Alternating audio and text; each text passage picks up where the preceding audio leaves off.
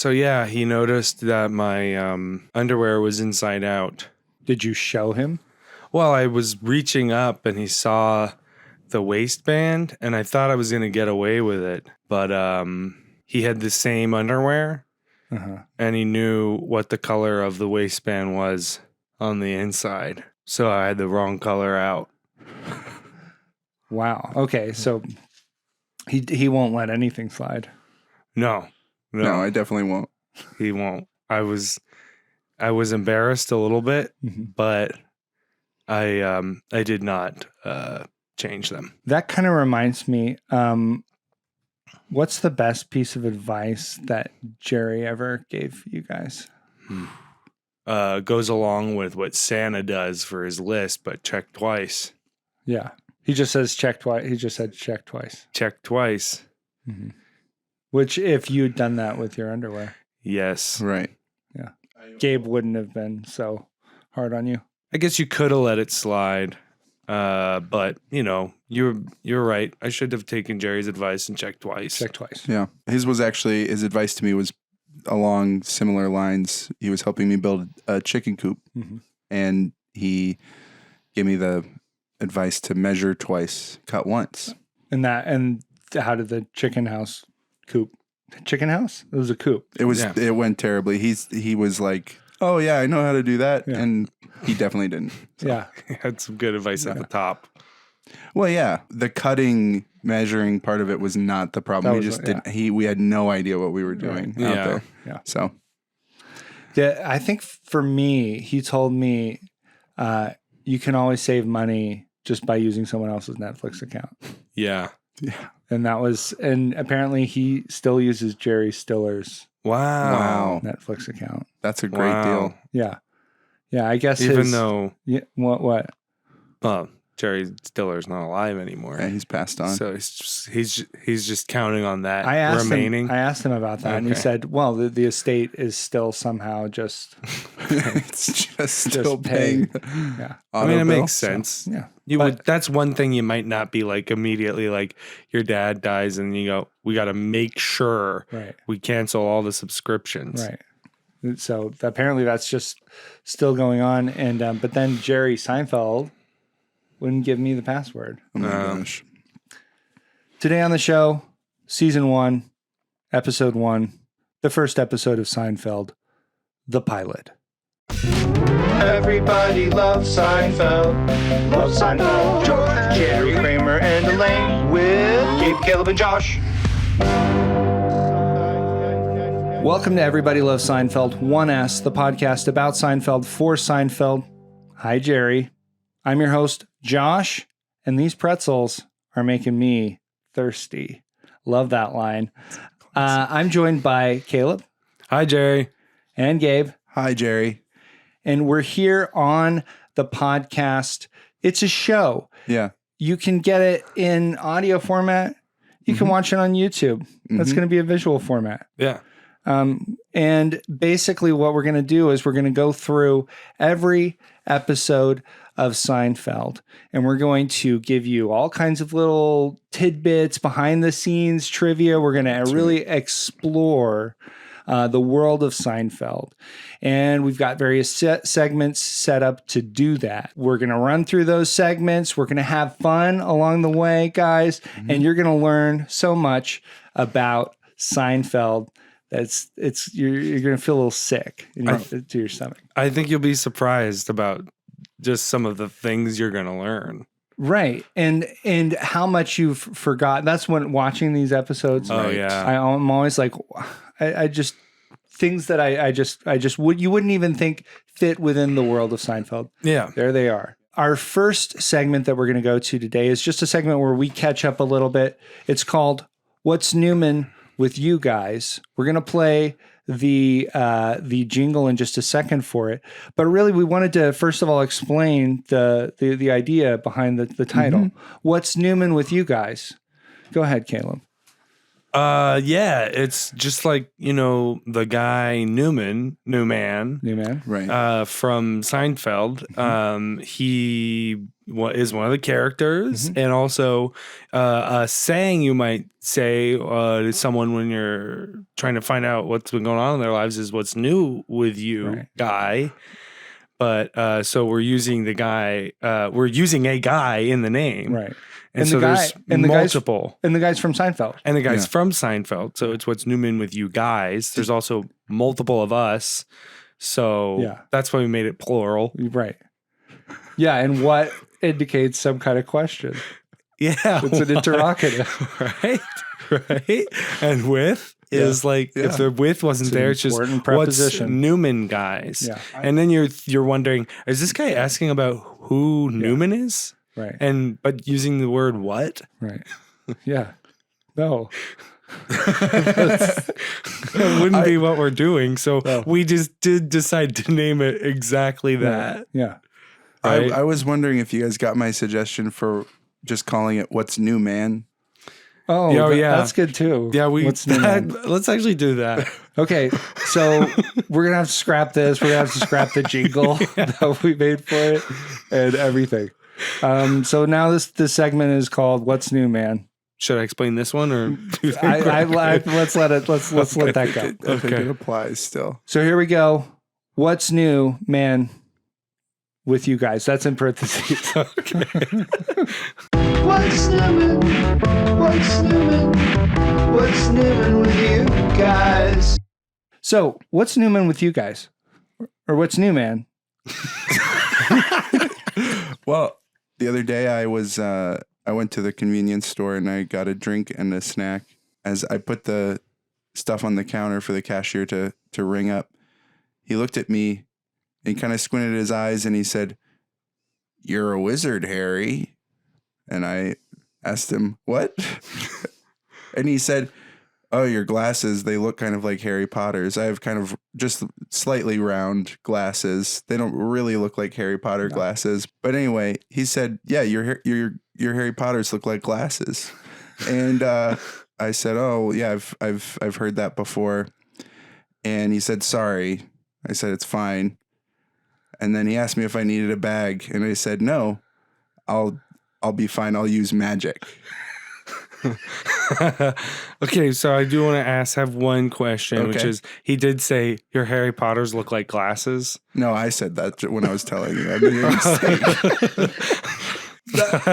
You skipped right over it. I know, and I was envisioning this guy thinking that glasses are called Harry Potter.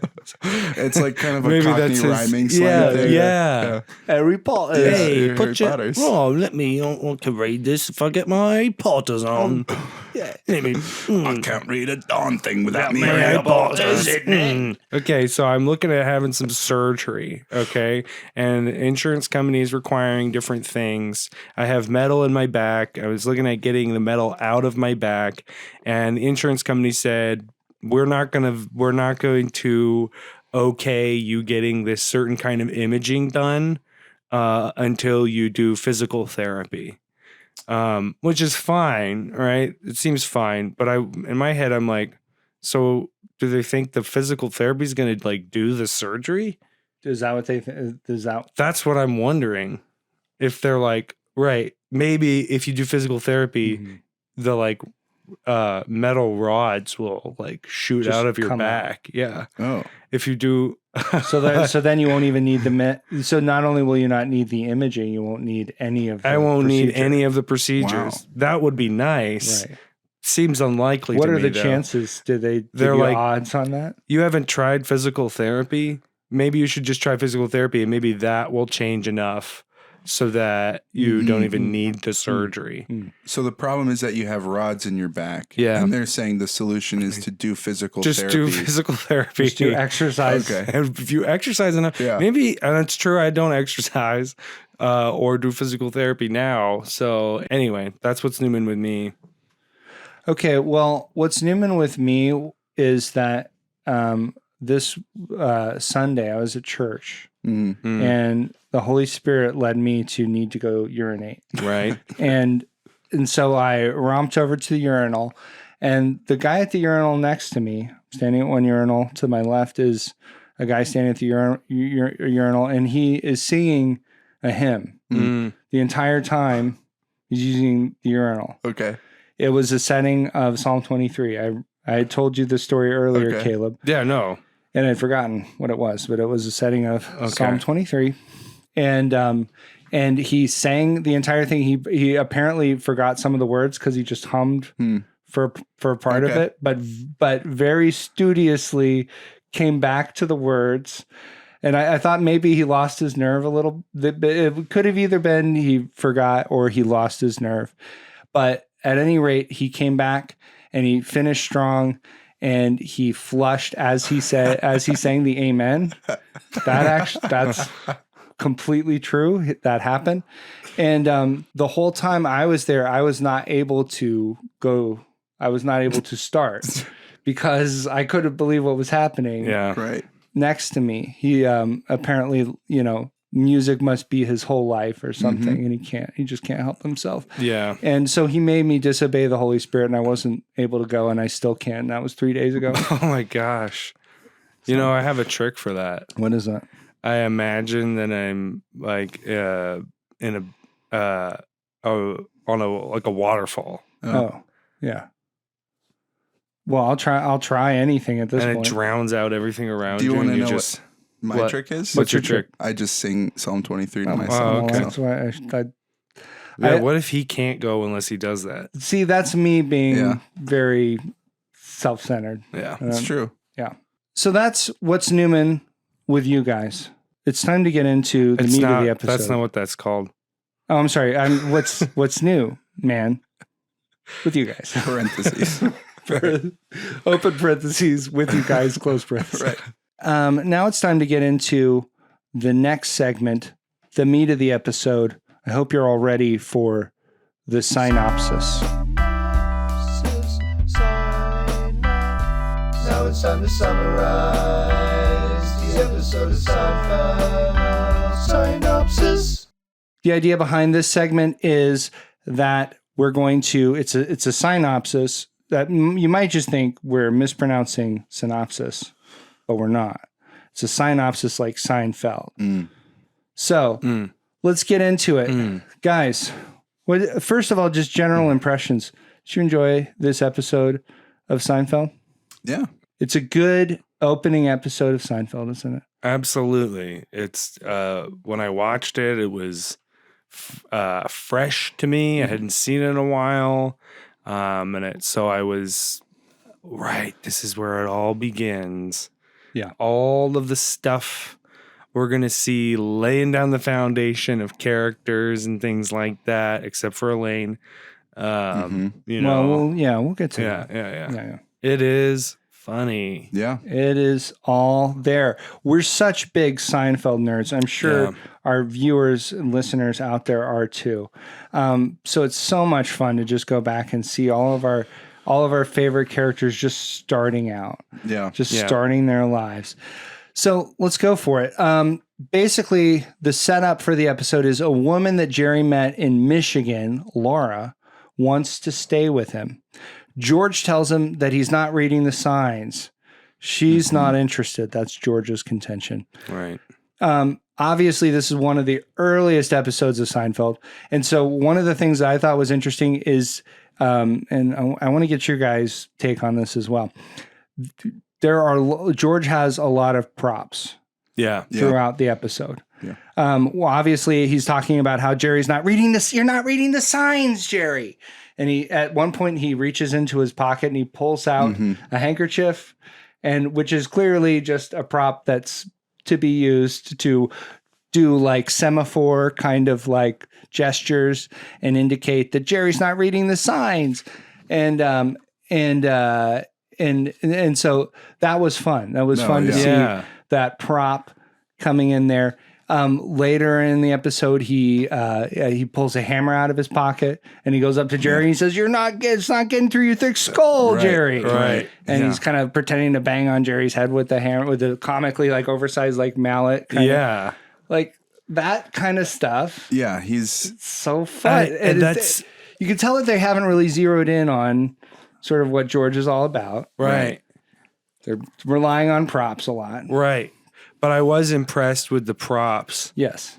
Yeah. Just the construction of them, how good they looked. Like you can see a lot of props in movies that don't look real. No. These look very real. Yes. But funny. Yeah. You know, like, Right. even the prop guy on Seinfeld has a sense of humor. Right. They've clearly like recruited the best in the business. Yeah. Right. Funny people. Plus funny. Yes. You're good at set dressing? Good. Now let's hear a joke Yep. or see one. Yeah. Show us a joke. Show us a funny They would set sit them joke. They would sit them down famously. The producers, Jerry, Larry, everybody would sit them down and say, okay, good. This is great resume, great work history. You seem like a decent guy. Now show us a joke. Now show us a little joke. Yeah. And later, George, I thought this was really funny too. She's from Michigan, and George pulls a guitar out of his pocket and he sings, "Michigan seems like a dream. Michigan seems like a dream to me now." Yes, the Simon and Garfunkel song. Simon and Garfunkel. Oh, it's Simon and Garfunkel. Yeah. Okay. They're Jewish. Who? Simon and Garfunkel. Really? Well, George isn't Jewish. I was just Jerry is and Larry is. Well, George's last name, I was thinking about this. George's last name is Costanza. Yeah. Now, Jason Alexander's Jewish. His last name is Alexander, though. Yeah. That's Sounds true. like Greek. That's true. But then Jerry Stiller, he's Jewish. Yep. And Estelle Harris, is that her name? I think that's her I name. think that's her name. She Yeah. did pass recently. She recently passed away. She's Jewish. Yeah. They're Italian in the show. In the show, they're Italian. Costanza. What was really fun to me though is just the way that he pulls a whole guitar out of his pocket. Yeah. It's huge. His pocket. Yeah, and it's done seamlessly. It's all practical effects. Yep. Yeah.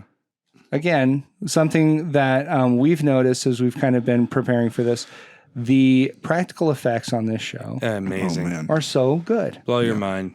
Yeah. Funny stuff, too. Kramer comes over. This guy's pulling things out of his pockets too. It That's true. seems to me he has, what does he have in his pockets? Meat. Bread. Oh, meat. Yeah, meat. He does. Well, what does he have? Is it bread It's or bread. is it meat? It's bread. Oh, yeah. Which is kind of a meat. Here's what's crazy. It's I a thought wheat- it was meat too. It's a wheat meat. I wrote down that he has meat in his No, pockets. he's asking for meat. He absolutely is. You're Yeah. completely right. That's the joke. Do you have any meat? Yeah. yeah. Go hunt. Go Got any meat? hunt. Go Yes. hunt. Yeah. So, but it seems to me that at this point, Jerry and Larry David were really leaning on people pulling things out of their pockets Yeah. for humor. And I'm not complaining. No, it No, works. works. It works. When it works, it's like a beautiful television show. Yeah, when Seinfeld works, it is like a beautiful, is. funny television show that Yeah, you're not, but you don't even know it when you're No. like watching it. You kind of realize that after. I guess what I'm thinking is that when Seinfeld Yeah. is kind of banging on all cylinders, it's got a 4-banger in there and they're just grinding away, Yeah. that it really does become very much like a television show. Yeah. And a particularly beautiful one. beautiful. Like a television. situational, like comedy The specifically. situations. So the guys go, Jerry and George go and pick Laura up. And the signs in this situation are hard to read. She's confounding all of George's expectations and his categories, for his neat little categories for this means this, and you're not reading the signs, Jerry, and all that. And at a certain point, and this is big move, really broad, he pulls a goat and a knife out of his pocket. This is at the airport. Yeah. And he prepares to do some haruspiki, He goes, "I'm a Haruspex, Jerry." Yeah. But of course the airport security gets involved. They won't let him actually conduct the ceremony to read the signs properly. Right. Yeah. Were The you guys goat caught signs? off? Yeah. Were you guys caught off a little bit about the sort of references to Haruspex? I wasn't. I'm actually like very familiar with that Yeah. stuff, but I Yeah. couldn't help but think about Harry Potter when I saw him doing that, because Yeah. it seemed like magic kind of stuff. Yeah. And he has those glasses that he has some Harry Potters that look like glasses. Yeah. Right. Yeah. And of course, you guys know what a Haruspex is. A Haruspex is somebody who inspects the entrails of animals in order to read the signs. Yeah. Yeah. So George is trying to kind of, put himself forward as an authority of some kind on reading signs, and he's gonna get down to brass tacks and Right. and engage in some haruspicky. Did that seems like maybe that went over your heads a little bit? Did that? No, I mean, like I said, I could see what was about to happen, but I did get kind of like totally caught off guard with the whole Harry Potter thing. Yeah. Yeah, I didn't have any idea what that was about. Yeah. He So- started saying Haruspecky, and I was like, Yeah. At first, I was like, totally checked out. Harry Really lost Potter? Harry Harry Potter? Harry's Speckies? Yeah. Yes. And I was like, Yes. I was Harry Speckies? Yeah. Interesting. yeah. I don't know. Yeah. It would be that would be interesting Yeah.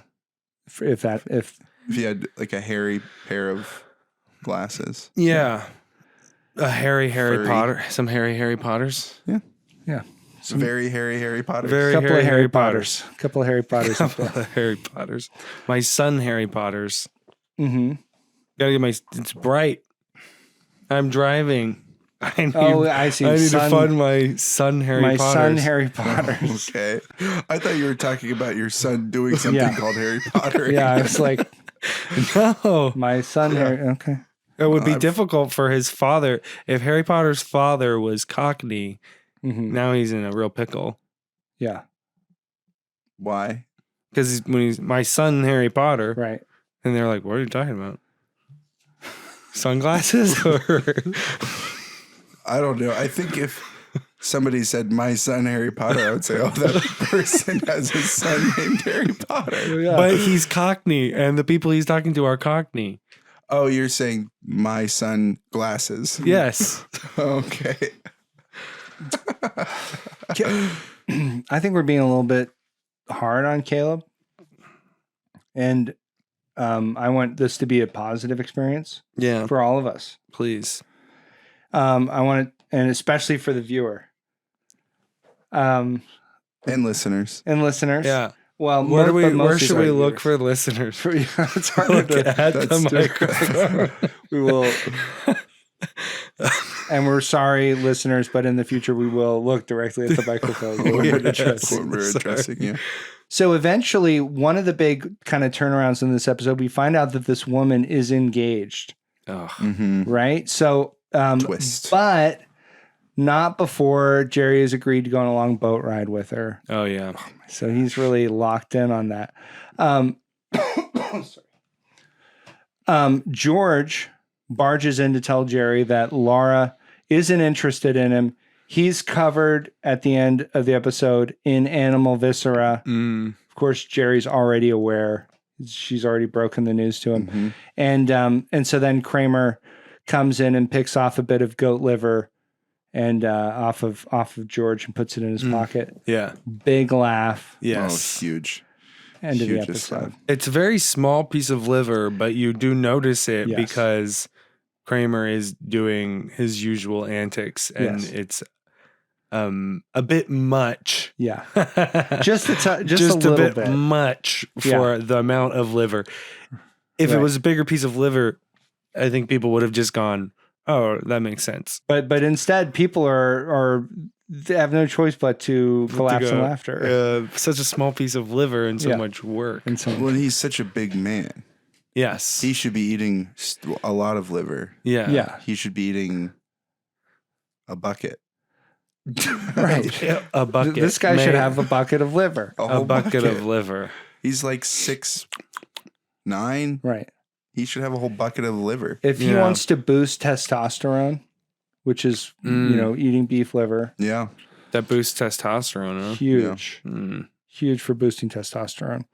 Which is, I don't know that Kramer needs too much more. I was going to say, I'd say it's boosting testosterone in more than one way, too. You know how you like boost a car, you steal a car? Right. You're actually stealing, you're boosting testosterone from the cow. From the cow. Yeah. The testosterone is stored in the liver. Yeah.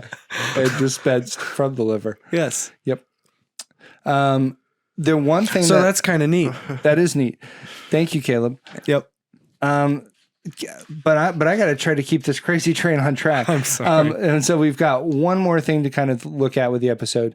You noted, Caleb, that there's no Elaine. Yeah. And kind of the way that it's interesting watching this episode, they chose to deal with that is that there's this sort of during the credit sequence, this is something they would do occasionally.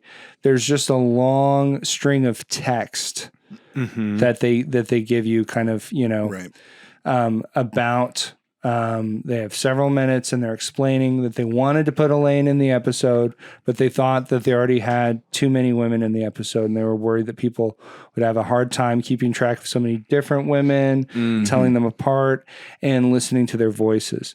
Yeah. And so they had to keep her out of this episode. And so that's, and it doesn't play especially funny. No. But I did appreciate it. I like for the show to end on a note that makes you kind of think. Mm-hmm. And instead of just going away going, wow, that was funny. Look at those funny people. You go, what does this mean about me? Mm-hmm. What does this mean about men? What does this mean about women? What does this mean about goats? What does this mean about like Harry Potter? And like, what does this mean about Daniel Radcliffe and Rupert Grint and just whatever you're thinking about when you're watching the show. Right. I like for a show to sort of point you in the direction you ought to go. So I did start to try to not think about Harry Potter so much at the end of the show when I saw that text explaining that. Right. That they did try to get Elaine in, but it just didn't work out. And there are a lot of female characters in this episode. There's the waitress at the beginning. Yeah. Sassy. She's a sassy waitress at the beginning. And to be honest, I don't know that we'd want to give up the waitress at the beginning. No. And there's Laura. Right. Mm-hmm. She's a great character. Mm-hmm. Excellent.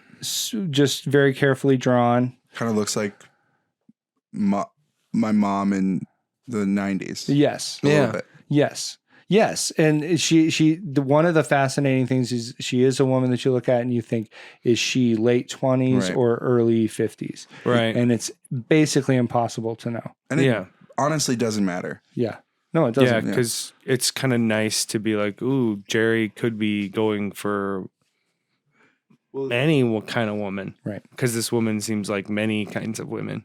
Yep. I just thought it was helpful that it was really clear who Jerry wanted to sleep with. Because if there was more than one woman, then you'd be kind of feeling like, which woman is he going to sleep with? Yeah. Which one's going to... So, and he's not going to sleep with the waitress. So it's No. Although there's a little bit of a spark there. They kind of, team up Yeah. against George. Yeah, are they setting no, up a it's will the they, other- won't they sort of situation? Isn't it for the other series? way? What's that? She teams up against Jerry with George. No, because she tricks George into having caffeine. Yeah, okay. That in that way, yes. She is Wait, tricky. what way were you thinking? Because George presents the idea of Laura. It's true. It's true. And this is another big gag for George with his big sign. Yes. And he's a big notebook and I think a big crayon. He does. And he draws a sad face. Yeah. He gets that crayon kind of in a full fist and just. Yep. And honestly, really quickly, just to add it in there, for a moment, I did think the crayon, because it was so long and thin, it's thick at one part, but it's thin. Right. I did think it was a wand. Oh, okay. Yeah. But sorry, just wanted to throw that in there. I didn't. No, I appreciate it. I appreciate it. We're definitely on track, and so we can afford that kind of diversion. So yeah. Anyway, ultimately though, I want to give my sort of basic idea about this episode, which is it's a good, solid beginning. The groundwork's all there. Yeah. It's funny. It's funnier than I would expect for a pilot, especially for a show that struggled in its first couple seasons, Yeah. But ultimately, do you need to watch this episode? Is it important to understand the world of Seinfeld? One thing that really quickly, I was when you were saying, are we going to get rid of these different people so Elaine can be in the show? Right. And we said no, because, well, Elaine's not really in the show yet. Right. She isn't. So let's keep these other people that are in the show, right. and wait to have Elaine for when she's going to be in the show. And so that was one thing for me that is good, but makes the episode skippable. Gabe? Yeah, lots to like. Pretty good as we know moving forward, George, he's the prop guy. Yeah. We know that much. Yeah, like I said, sets up a lot of stuff really well. Like a lot of it, but I think it's skippable. And that ultimately, I think we're all in agreement there. You can skip this one. You could skip it. It's not important to watch this particular episode to really get into Seinfeld or really understand it. Yeah. Skippable episode. One complain, no Elaine. Right. That's an easy way to remember. Yeah. Yeah. Yeah. No Elaine. One complain, no Elaine. And sorry, what do you mean by one complain? Just... that's your one complaint. Yeah. Yeah. That wraps up the SeinOpsis. Goodbye, goodbye, goodbye. New character. Goodbye, new characters.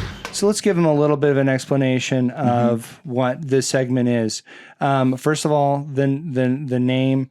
If it's not obvious, you'll remember that a certain character, Newman, sort of an arch nemesis to Jerry Seinfeld. He is frequently, when Jerry sees this character, Newman, he says, "Hello, Newman," and so what this is what if there were characters which we have some inside information on that were they planned on having these characters in the show, but they ultimately didn't make the final cut. They were written, but didn't make it into the show. So these are new characters that were saying that they had to say goodbye to. Right. In much the same way that Jerry said, "Hello, new man."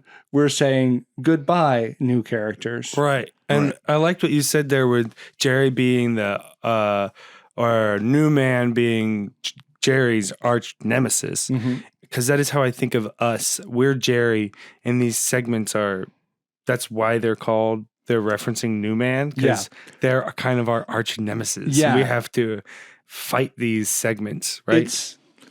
Gabe? I mean, I think I would prefer to view it in a more positive light. I feel like fighting is negative. You feel like fighting is negative? Yeah, kind of. I mean, it's destructive. Well, it could be. It can be. But I just feel like they're our partners. Okay. So maybe we're Kramer. I mean, at this point... Oh, we're Kramer. Okay, now I see. Yeah. Okay. So that could Like work. because they're friends. I like that. As far as I'm concerned, it remains to be seen how we orient to these segments. It's true. We still. I want to think. I was feel like starting we're off struggling. going. I feel like I I mean, I do like. I'm kind of like. I want to fight this segment. Yes, It feels like the segments are somebody that we kind of just want to avoid. So I guess in that way, it is Jerry Newman dynamic. Yes, because every time a new segment comes up, it kind of seems like there's a lot that goes into the sort of preamble to the segment. Yeah, it does. And I don't remember what era this was. Maybe it was just something that Jerry mentioned that they threw around a little bit. Was George's depressed therapist, Carl. And George always comes away from the sessions feeling great because Carl is so much worse off than he is. Yeah. So he doesn't really get any help, but he gets to just sit there and hear how terrible Carl's life is, and he comes away feeling great. Yeah, I liked one of the ways that they show that is that George comes out of the sessions usually wearing a one of Carl's coats. Yeah, because he's actually stolen Carl's, and that's one of the things that Carl's ends up complaining about. Carl ends up not having a coat. Right. And that is why you see George wearing so many different coats in the aired episodes. But you don't know why he has so many different coats. It does seem this strange. Does explain it. These are Carl's coats. Yeah. So yeah. They filmed, I think, a scene with Carl in every episode of the show, but they ended up cutting all. As far as when I'm thinking back and remembering these episodes that I've seen, George usually starts off without a coat. Yeah. And then he goes and sees Carl. Yeah. And he has a coat. And it is fun to just realize that that's what Jerry and Larry David were thinking about is, let's make sure that, when he shows up with a coat, we have a backstory. Yeah. For where that coat came from. So that was kind of the point of Carl. And they were always like, okay, this is the episode where we're going to reveal where all of George's coats come from. Right. And we're going to get Carl in there finally. And he was always just cut for time. Yeah. Yeah.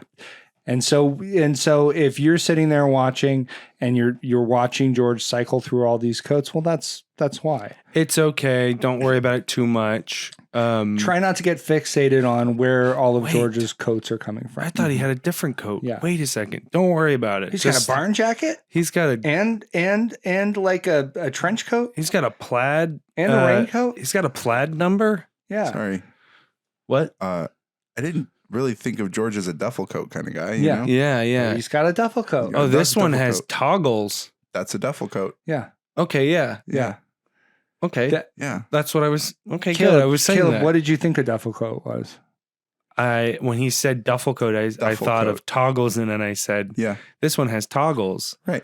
Our next segment, fellas, we've got just one more segment, even though we're already over time. And it's called The Mail Never Stops. Jerry, the mail never stops, Jerry. So the idea behind this segment, of course, one of our favorite characters, Newman, is a postal worker. And Jerry asks him, why do postal workers go crazy and shoot people? And he says, because the mail never stops, Jerry. And I don't even know if he actually says Jerry. I think he does. But that's what we call it. The mail never stops, Jerry. And this is where we take a letter from one of our listeners. So this letter is from Jick Tarwell from Bastard, Kentucky. Oh, cool. And so let's see what he has to say. The show is good. Thanks, Jick. When you do posts of wearing shorts on the picture app, that is also good. When you do posts of wearing shorts on the picture app, that is also good. Picture app. Picture app. Okay. I guess that's on Insta. Have you guys posted pictures of yourselves wearing shorts? Have we done that on the Everybody Loves Seinfeld Instagram? I don't think we have. The one that's at Everybody Loves Seinfeld with one S? With one S on Instagram. No, I haven't done that. I haven't done it yet, but I was actually thinking about Okay. doing it. Well, I so don't know. that's strange. I don't know what Jick's talking about. Well, I posted some pictures of you guys wearing shorts. Okay. I didn't post any of me though. That must be it. So That must be it. Okay. Like shorts. Do you think this episode is not as good because of not having Elaine? I mean, I feel like we basically covered that. Yeah. And the sentence structure here, I don't know what Jick's deal is. But Can you read it one more time for me? Yeah. The show is good when you do posts of wearing shorts on the picture Well- app. That is also good. Do you think this episode is not as good because of not having Elaine? Not as good as what? Yeah. Yeah, that is the question here. Because I did say one complaint, no Elaine, which would make you think I agree with him. Right. But the way he's saying it, I think this is a stupid letter. yeah. I think this is a waste of time. I don't think we should have even read it. I don't Were there other letters? no. No, this was the only letter. Okay. That does make sense that we would Yeah. read the one letter we get at least. Yeah. But Thanks for So- listening, Jick. Yeah, I Yeah. guess. Tell your friends in Bastard to listen. Yeah. Spread the word. Yeah. yeah. But I'm hopeful we'll get a better class of listener than Yeah. It would be good to have someone who can put some sentences Yeah. together in a way that isn't so confusing. Right. Is this episode not as good for not having Because Elaine? of not having Because Elaine. of not having Elaine. So yeah, go So ahead, Jick, Gabe. when you're going to tell your friends, think about tell your friends about this show. Think about the friends that you look at and they make you sad about your own life because their lives are so good and they're so, Yeah. popular and smart. Those are the people that you should tell Yeah. to listen to the show. People that you might feel embarrassed talking to. Right. Because you don't know how to do it, or Yeah. because your attempts to put a sentence together Right. just fail immediately and maybe some of your clothes are falling off. If you are talking to somebody and you're worried about the way that you smell, Yes. that's probably who you should tell. Well, about the so my podcast. fear for that is that these people are going to be not taking his advice because of his smelling. So it's good that's a good way to diagnose who you should tell. But my suggestion is to dress up like one of these people's professors Okay. and then suggest it. Yeah. So you kind of have a station of power being one of their professors. Yeah. So get your maybe get a jacket like George Yeah. has Yeah. jackets, Yeah. right? George has jackets. And get some Harry Potters. An essential thing Put that you 'em can on. do is real quick, just when someone is kind of turned around or bent over, just get a finger in the pants and just kind of pull and see if they've put their underwear on inside out. Right. And if they have, don't tell them anything. Right. Yeah. They're not worth your time. Yeah. It's a thing, honest mistake, but you should check twice. And I admit that I didn't. So, but honestly, that's Jerry's advice. yeah, but And honestly, you didn't take it. yes, I said that. I didn't take his advice, and I should have. But yes. So check the underwear good. And it's going to be easier to do that in a professor costume. Yes. People will let you Yes. let your hands rove where they will. And that's just part of teacher-student confidentiality. Right. Exactly. And that's just a healthy relationship. Right. That's just good classroom fun. And I was going to say it's pretty safe for us to assume that Jick is a college student because he lives in Bastard, Kentucky. Yeah, which there's is a big school. University of Bastard University is right there. Bastard. Yeah. The bastards. With their rivals, the Jagville Jagoffs. Yeah. They have I like that their mascot is just like a kid by himself. It's cool. Totally by himself. It's kind of hard to actually picture what makes him by himself, Right. but Right. you do know. You Because, could feel it. well, usually you see a mascot and they are usually by themselves. There's not like a bunch Yeah. of mascots around them. Right. But somehow they do really get it across that this guy is by himself. You do really feel the absence of anyone else. Right. Thanks a lot for writing in, Jick, but no thanks. Listeners, you can do better. Please. This brings us to the end of the show, guys. It's been fun. Did you point to the camera when you said listeners? I did. Okay. Listeners. Yeah. I'm sorry. I should do that. Listeners and viewers, if you want to write into the show, Viewers. Yeah. Let's get into that. If you want to write into the show, you can do that by sending an email to everybodyloveseinfeld@gmail.com. That's 1S. You can also subscribe if you're watching on YouTube. Go ahead, hit subscribe, click the notifications bell, like the video. And then we're also going to get an audio only version up on all the podcast platforms. So you can subscribe over there. If you're listening on a podcast, check us out on YouTube as well. We're also on Instagram. We've got a lot of great memes up there, memes. guys. Oh, yeah. And Seinfeld memes. And so you can check us out there. Everybody loves Seinfeld. 1S. That's true across the board. I feel like I shouldn't have to say that. basically. Look up Everybody Loves Seinfeld on any platform, and you'll find us there. Also, we're looking for advertisers. So send us an email Yes. about advertising. Yes. Yeah. Advertise with us. And it's get in on the ground floor of this podcast. It's like the Wild West. It's a spaghetti western, Yeah. and you're the sauce. So thanks a lot for watching. Thanks for listening. We'll see you next time on Everybody Loves Seinfeld. Bye-bye. Goodbye, Jerry. Bye, Jerry. Bye, Jerry.